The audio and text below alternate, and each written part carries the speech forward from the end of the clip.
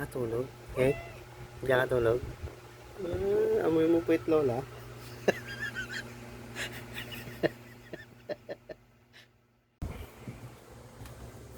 Yan mga chip, magandang gabi sa inyo. Pang 10 sa ilalapag nating video. Yan, nandito lang tayo.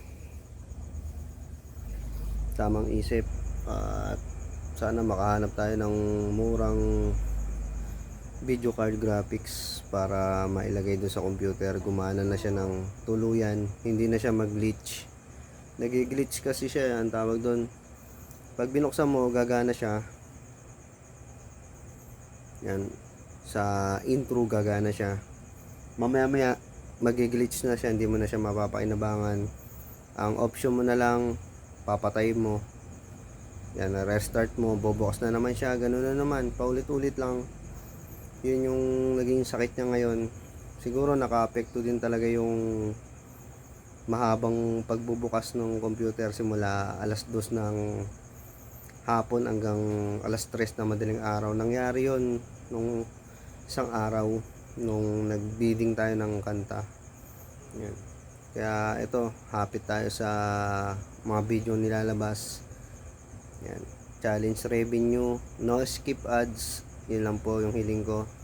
Pero kung nais nyo, pwede din kayo magpalipad para mas mabilis yung revenue.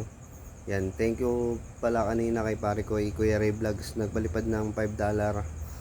Yan, malaking bagay yon. 77 yung revenue natin, nadagdagan na 5. Yan, kaya tuloy-tuloy pa rin tayo. Kailangan nating umabot. Ano na ba ngayon? 9 na ba ngayon? Yan, May 9. May 9 na, Friday, May 9. Kailangan makaano agad tayo para makasahod tayo sa 21. Yan, sa May 21. Yung padala kasi dito ng email 21, tas natatanggap 23 o 24. Yan, kasi 2 to 3 business day yung sahod. Yan. Ayun, yun yung kailangan ko mahanap, yung 3D, ang tawag doon, video graphics card. Natingin ako kanina, nasa 576 yata yun. Depende sa taas nung video card. Pero sabi naman ni paring Tupi, kahit mababa lang, kasi pang ano lang naman siya, pang 3D graphics, para dun sa mga binubuksan. Kumbaga, sa mga editing, yan gumagamit kasi ako ng editing kasi yung trabaho natin sa audio, sa video. Kumbaga, pag wala siyang ganun, asahan mo pag pinindot mo yun, magiglitch siya. Yan, ganun na naman yung magiging sakit niya, hindi ka makatapos ng trabaho. Kaya yun dapat yun nating hanapin para maging maayos na yung ano niya.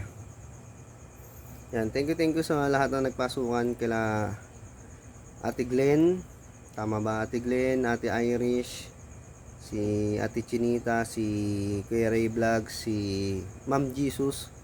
Yan, thank you. At marami pa nakasilip dun, naka-BG. Hindi ko alam kung sino sila. Yan, shoutout sa inyo, maraming salamat.